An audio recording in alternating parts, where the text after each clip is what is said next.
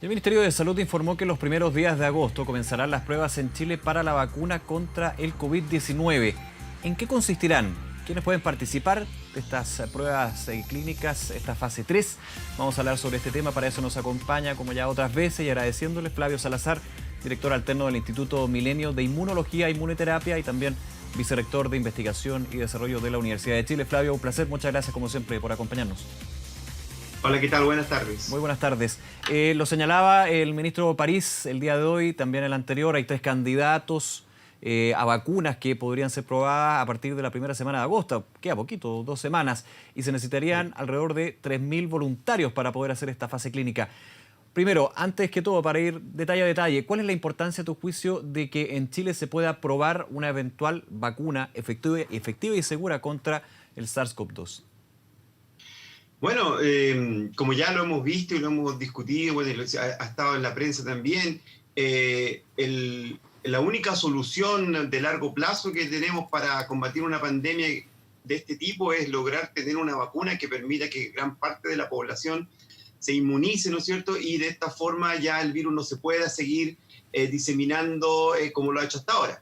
Ahora, este proceso de generación de vacuna no es como construir un edificio, es más bien como subir una montaña. Uno no sabe exactamente cuál es el mejor camino, no sabe exactamente cuáles son los verdaderos, digamos, obstáculos que va a tener que superar. Por lo tanto, no es una carrera corrida, pero el que ya tengamos varias prototipos, alternativas que puedan ya ser probadas en fase 3, que es la última fase de prueba, es bastante interesante, bastante, digamos, genera optimismo, pero de todas maneras eso no significa que basta con hacer estos estudios para que ya tengamos una vacuna. Todavía queda mucho camino por delante. En ese punto, ¿qué obstáculos se podrían presentar, Flavio, como tú dices? Los obstáculos tienen que ver principalmente con que funcione, o sea, con que una inmunización genere realmente una respuesta inmunológica potente y protectora, porque lo que se intenta hacer con una vacuna es generar una agresión similar a la del virus, pero muy, muy controlada. O sea, en el fondo se utilizan virus atenuados, destruidos o partículas de virus, etcétera, Claro. y eso genera una respuesta inmunológica, pero esa respuesta inmune tiene que ser... tiene que generar memoria, tiene que ser capaz de generar anticuerpos, células, que ante una agresión adicional, nueva ahora con el virus verdadero, nos pueda proteger. Eso no está garantizado, porque por eso hay varias alternativas, varias mezclas, digamos, de vacunas que se van a probar. Lo bueno es que estas ya han sido probadas en fase 1 y fase 2, lo que significa que existen bastante mejores perspectivas. O sea, ya hay algunas pruebas, algunos datos acumulados, pero siempre esto se tiene que comprobar en un universo más grande y por eso se requieren estudios fase 3. Que en Chile podamos participar en estos estudios fase 3, particularmente interesante sería que se hicieran una co-investigación con los investigadores chilenos, permitiría que fuéramos avanzando en la búsqueda de una solución definitiva para el COVID. Ahora, con este proceso te hago la pregunta, porque aquí también lo ha dicho el mismo ministro París. La idea es poder ayudar a entregar una o varias vacunas para enfrentar a nivel mundial el SARS-CoV-2 que genera esta cepa del coronavirus, pero además para nuestro país es relevante porque con estos acuerdos se pueden reservar dosis, recordando que la primera vacuna que salga va a haber una demanda a nivel planetario y ya vimos lo que pasa con antivirales como por ejemplo Remdesivir, que Estados Unidos compró casi todas las dosis existentes. Eso también es súper relevante, se puede lograr eso. Y dentro de la pregunta, ¿es posible, dentro de tu experiencia, que con estos estudios, con estas asociaciones se pueda producir una eventual vacuna segura y efectiva contra el COVID-19 aquí en nuestro país? Bueno, yo creo que las negociaciones que se estén realizando a nivel gubernamental son parte probablemente de acuerdos especiales. Yo me puedo referir solamente a los temas más bien científicos, Sí, porque yo sí. no sé realmente, en general a mí me parece, desde el punto de vista científico, que la humanidad requiere, en este caso, una vacuna, por lo tanto necesitan para hacerse estudios clínicos personas. No se puede hacer esto si no se prueba en seres humanos. Por lo tanto, siempre tienen que haber voluntarios. A mí me da lo mismo si sean de Chile, de Argentina o de cualquier parte del mundo, porque en realidad nos va a servir a todos igual. Ahora, las condiciones que se puedan conseguir, mejores o peores o algunos adelantos, está bien, puede ser un elemento interesante, pero yo creo que es un poco secundario, porque yo creo que esta pregunta está en todo el mundo. O sea, en este momento están todos expectantes, en todas partes, desde Rusia, Estados Unidos, Canadá, América, todos estamos a la expectativa de que esto se produzca y esto se está haciendo en paralelo en varias partes. Por lo tanto, si se prueba una parte en Chile, me parece que es importante que se haga siguiendo todas las, digamos, normativas de seguridad, etcétera. Yo lo veo positivo si se hace de esa forma. Las condiciones que se logren, bueno, eso ya son materias de otras competencias que yo no tengo por qué conocerlas ni tampoco pronunciarlas. Vamos a lo práctico y a lo técnico, Flavio. Se señalaba que se necesitan 3.000 voluntarios, 6 hospitales para, me imagino, desarrollar esta fase 3, mayores de 18 años, hay una serie de requisitos. ¿Cuánto tiempo también puede durar esta fase 3? Hay que recordar que las vacunas se pueden demorar en promedio 10 años en ser investigadas, probadas y comercializadas. Aquí se han acortado los tiempos por la tecnología, pero también por la situación a nivel internacional.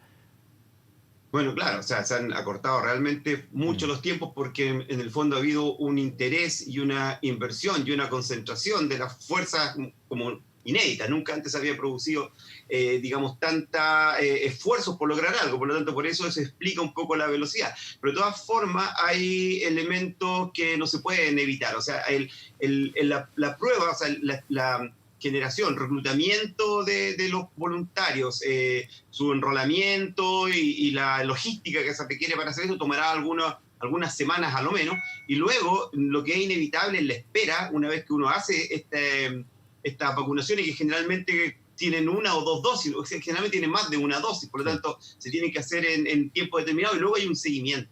Porque lo que nosotros queremos obtener, o sea, lo que se espera es que cuando uno sea vacunado, genera una respuesta inmune y este tiene un tiempo para producirse y luego esto para poder probarse tiene que estar expuesto la gente a la vida cotidiana para poder hacer un control real si la vacuna es protectora o no. Si uno solamente se vacuna, nunca va a saber si la vacuna realmente lo protege o no, a no ser que esté expuesto a la vida cotidiana y disminuya y se compruebe con grupos de control que en el fondo tiene un efecto importante. Eso es importante, Flavio. Cuando uno se presta como voluntario para este tipo de vacunas, no es que te tengan que aislar durante 14 días, como ha sido ya el plazo que conocemos de estos virus de coronavirus. Uno tiene que salir al mundo, digamos, o sea, una actividad normal. Por supuesto. No se puede confundir tampoco una infección con COVID, ¿no es cierto?, con una vacuna. La vacuna no puede provocar, es imposible que pueda provocar las reacciones, digamos, patogénicas que tienen los virus, porque o sea, uno no contagiaría si está con esta vacuna, inmunizado con esta vacuna, digamos, porque finalmente hay que pensar que es el virus o trazos de los virus, pero encapsulado, seguro y sin la posibilidad de contagiar a otros, así lo entiendo. Claro, por supuesto, no, es totalmente distinto. Es una imitación de una infección controlada, obviamente, con las mejores características para generar una respuesta inmune adecuada, que no es lo que pasa cuando uno se infecta. Cuando el virus lo infecta a uno, dependiendo de la susceptibilidad que uno tenga o de la carga viral, las reacciones pueden ser de no tener ningún síntoma hasta caer en la UTI, ¿no es cierto? Eso es lo que hemos visto hasta ahora. En caso de una vacuna controlada, obviamente eso no se va a producir. Lo más probable es que no existan efectos adversos porque se ha probado esta vacuna, estos tipos de vacunas ya venían de antes, venían con el SARS, con el MERS, ¿no es cierto?, el 2002, el 2008, y entonces ya hay una experiencia respecto a los eventuales efectos adversos. Además, que como han pasado fase 1 y fase 2, eso ya se estudió también, los efectos a corto plazo me refiero. Cuando me preguntan a mí sobre los efectos a largo plazo, eso no se puede saber hasta que pase ese plazo, entonces, porque uno no puede adivinar, pero lo más probable es que si no pasa nada a corto plazo, a largo plazo tampoco, pero esos son como un poco lo que se quiere estudiar, pero dada la emergencia, el costo, el riesgo, vale la pena porque la enfermedad es mucho más, digamos, dolorosa para la sociedad y para las personas en general. Cualquiera puede ser voluntario, por ejemplo, una persona con una enfermedad de base, un adulto mayor que es el grupo vulnerable de este virus en particular, ¿puede también estar dentro de las pruebas? Te hago la pregunta también considerando que en estos estudios tienen que ser personas distintas, no solamente de género, sino también de ciertas condiciones socioambientales, biológicas. ¿Cuáles son un poco la mirada con respecto al voluntario mismo? Lo que pasa es que estos estudios se diseñan de forma tal que uno a priori, no después, sino que antes de implementarlo establece lo que son los criterios de inclusión y los criterios de exclusión. O sea, uno dice, estos son las personas que pueden participar en este estudio. Yo no conozco exactamente, pero me imagino que deben ser en una primera etapa mayores de edad, porque lo que uno busca generalmente, claro, todos somos diversos, pero busca en estas primeras etapas buscar como un segmento intermedio, ¿no es cierto?, para tener una respuesta estándar. Ahora, a la larga creo yo que estas vacunas en una primera etapa van a estar enfocadas en el uso en pacientes, en personas que están expuestas al virus, por ejemplo, el personal de la salud, que son los que actúan en primera línea para poder contener estos virus y tienen mayor riesgo. Pero a la larga yo creo que a medida que los estudios avancen, porque estos estudios fase 3 se pueden incluso repetir con otros grupos más adelante, entonces van incluyendo otros subgrupos, ¿no es cierto?, para ver la capacidad que esto tenga de cubrir un amplio espectro. Claro, podríamos decir que, bien pedestre, digamos, de los más expuestos a los menos expuestos, para ir como que catalogando, digamos, el tipo de voluntario, ¿no? Claro, yo, como le digo, o sea, pueden haber también, por ejemplo, algunos subgrupos asociados a ciertos grupos de riesgo, por ejemplo, principalmente personas sanas de cierta edad, mayores, por ejemplo, también puede que sean incluidos, porque probablemente también sea un grupo a los cuales esta vacuna va a estar dirigida en un momento determinado, porque a la mayoría de la población, como lo hemos visto, que puede afectar a todos, y eso ya lo hemos dicho, a cualquier edad, pero porcentualmente, las personas que corren mayor riesgo son los que tienen de una cierta edad para arriba, ¿no es cierto? Entonces, probablemente algunos de esos grupos también van a ser incluidos en estos estudios. Pero no creo, o sea, generalmente uno descarta personas que tengan ciertos niveles, ¿no es cierto?, de inmunosupresión o enfermedades que son riesgosas. Esas se evitan porque en el fondo no es necesario, incluso ni en el largo plazo, que se llegaran a vacunar, porque la protección es de rebaño. O sea, si nosotros vacunamos, lo que hacemos es proteger a una parte importante de la población para que el virus ya no se pueda diseminar y de Aquí, esa Flavio, forma indirectamente entonces protegemos a los más débiles. Aquí en esta vacuna me quedo con ese concepto. Esta vacunación de rebaño sí es una buena estrategia, no como lo que en algún minuto se hablaba de la inmunidad de rebaño, que será el contagio. Claro, que lo que pasa es que el concepto es el mismo, pero generar una inmunidad de rebaño en forma natural para este virus es prácticamente imposible. Y claro, yo creo que para la mayoría de las enfermedades no es un criterio adecuado propender a una inmunidad de rebaño, menos en un plazo tan corto. O sea, eso no. Pero con una vacuna sí, porque en la vacuna uno masivamente genera entonces una inmunización en un amplio espectro de la población, y al inmunizarlo, si esto resulta bien, entonces también se protege a los que no están vacunados. Ahora, otro punto que me imagino, y te hago la pregunta, Flavio, por ejemplo, a nivel de lo que es Chile, 3.000 voluntarios, pero que deberían estar, a tu juicio, siendo de distintas regiones, solamente la región metropolitana, también por las características, insisto, socioambientales que pueden influir en este tipo de estudios. ¿Es así? Sí, seguramente se van a establecer esos criterios cuando se haga digamos, el reclutamiento. Yo creo que lo más probable es que así sea. O sea, en el fondo tiene que ser representativa de la gran diversidad que existe. De hecho, por eso se habla de 6 hospitales en Santiago y en regiones, no los 6 hospitales solamente en Santiago. Claro, yo creo que creo que ya hay varios contactos y hay una articulación, por ejemplo, a nivel de universidades, sí, claro, entre la Universidad Católica, está liderando esto con la Universidad de Chile y otras universidades regionales. Probablemente se va a establecer algún tipo de distribución geográfica que sea garantía de que lo que se está beneficiando sea, por una parte, toda la población, y que sea representativa de lo que es Chile en todo caso. Ahora, muchos se hacen la pregunta, muchos nos hacemos la pregunta, voy a cambiar eso, de con esta fase 3, viendo que es un estudio que tiene que efectivamente mostrar una vacuna que sea efectiva y segura, porque si es efectiva y no segura, no se puede, eso está claro. Uno piensa, ¿cuándo podría estar ya la vacuna? Hablábamos, por ejemplo, acá en 24 horas, el día de ayer, con el doctor Miguel O'Ryan, parte del consejo del comité de expertos del MinSal, y él decía, podría estar ya para el primer semestre del próximo año, si no me equivoco. ¿Tú estás de acuerdo con esa mirada, considerando que también obviamente los tiempos van a depender del trabajo fase 3, que es el trabajo, entre comillas, en terreno?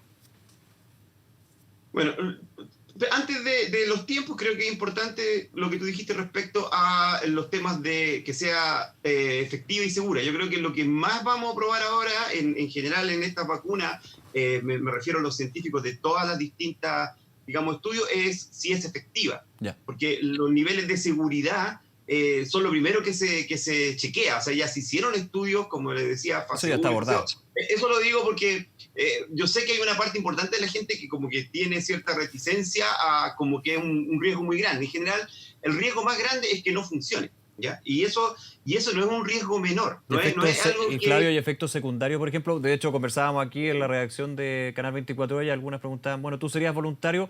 A mí me da un poco de miedo porque no sé qué efectos secundarios podría tener desde el punto de vista de la seguridad. Claro. Eso está más bien abordado, Lo que pasa ¿no? es que cuando uno conoce un poco más cómo funcionan las vacunas y cómo se inoculan las vacunas, que es generalmente subcutáneo o intramuscular, es muy difícil que se produzcan riesgos, a no sé que existieran errores de fabricación, Claro. o algunos componentes, pero yo creo que eso esto se ha ido perfeccionando tanto en el tiempo que ya ha sido tomado en cuenta en la propia investigación para reducir esos riesgos. Ahora, lo que puede pasar, y eso lo vuelvo a repetir, es que la vacuna no proteja lo suficiente, y eso ha pasado en otras grandes, digamos, estudios que se han hecho a nivel mundial. No es algo que se le pueda reprochar a nadie, porque estamos investigando. La gente que está haciendo esto, los diferentes grupos, proponen algo, pero lo tienen que probar y comprobar, y por eso hacen estos estudios. Entonces yo creo que ese es el riesgo muy grande. Ahora, con respecto al tiempo, bueno, eso es difícil determinarlo. Yo lo único que sé es que esto se dice que va a empezar en agosto probablemente,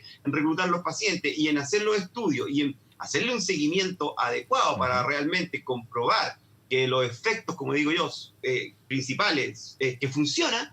Eso va a tomar tiempo, y luego que se tome que se tengan esos resultados, empieza el proceso de fabricación en gran escala, y eso va a tomar también un tiempo, y ahí está la distribución, y ahí vienen todos estos otros temas que tienen que ver cuáles grupos primero, cuáles grupos después. Claro.